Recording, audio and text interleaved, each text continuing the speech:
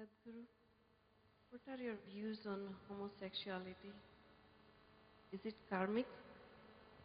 And can there be a redirection of the energy or a practice for those who are struggling with it? I think most of the homosexuals of today are a product of a social situation rather than of any kind of physiological or any other inner need. Mostly they are a social outcome of a certain attitude. If you go by the ways of the nature, sexuality was implanted in your body fundamentally for the sake of reproduction. We are all here because of that. But if there was no pleasure attached to it, nobody would go for it. Nobody would go for it.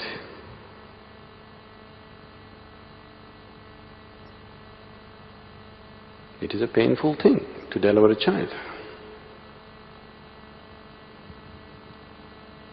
So, nature decided to attach pleasure to it because without pleasure nobody would go for it.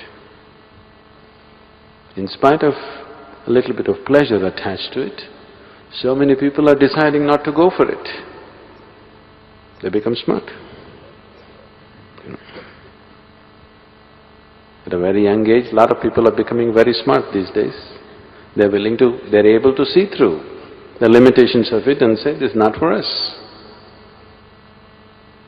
That's very smart actually, because they're able to think beyond their hormones. Hormone is a chemical process.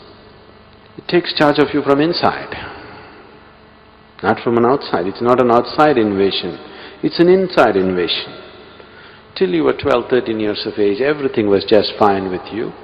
Suddenly, little bit of chemistry, and then you don't know what the hell is happening with you. Suddenly the whole head has become wonky. You can't think beyond it. It's happened, isn't it? So the moment hormones hijack your intelligence, then you start acting funny.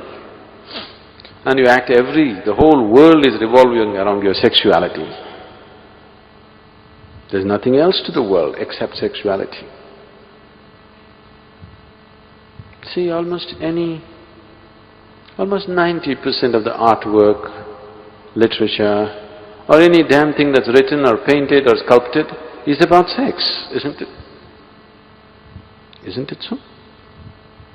I don't know, I may not be right on the percentage. I think it's about 90%. Even if it's 75, I think it's a very distorted vision of life, isn't it? Yes? It's a very distorted vision of life, that one aspect of the physical takes up so much of human mind and consciousness is a very distorted perception of life. Now in that, what or whom you want to have to sex with has become another great identification. So when you talk about heterosexuality or homosexuality, you're just asking me with whom or what I should do. This thing that you call as sex. I don't care. All I know is, if your body and your consciousness and your mind is ruled by the simple hormonal changes that happen within you, you have a completely distorted perception of life.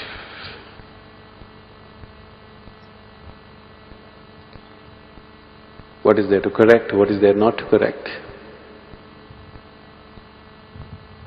If physiologically some certain needs have changed within a person, he could be helped, but most of it is social.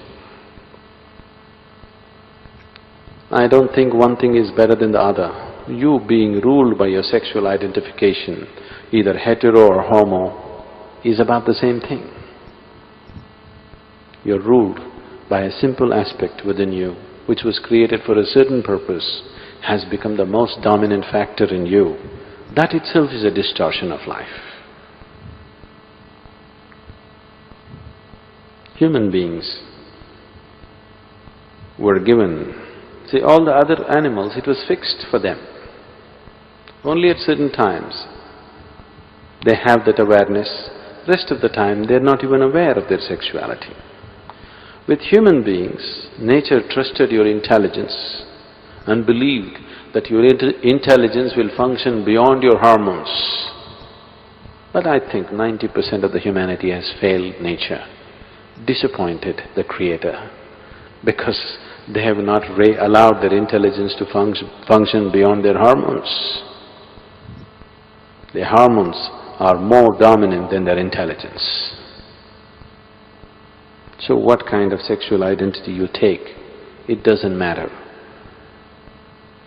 You're identified with a few body parts. That's bad enough.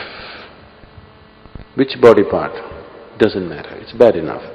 If you must identify with body parts, I would say the best body part to be identified with would be brains.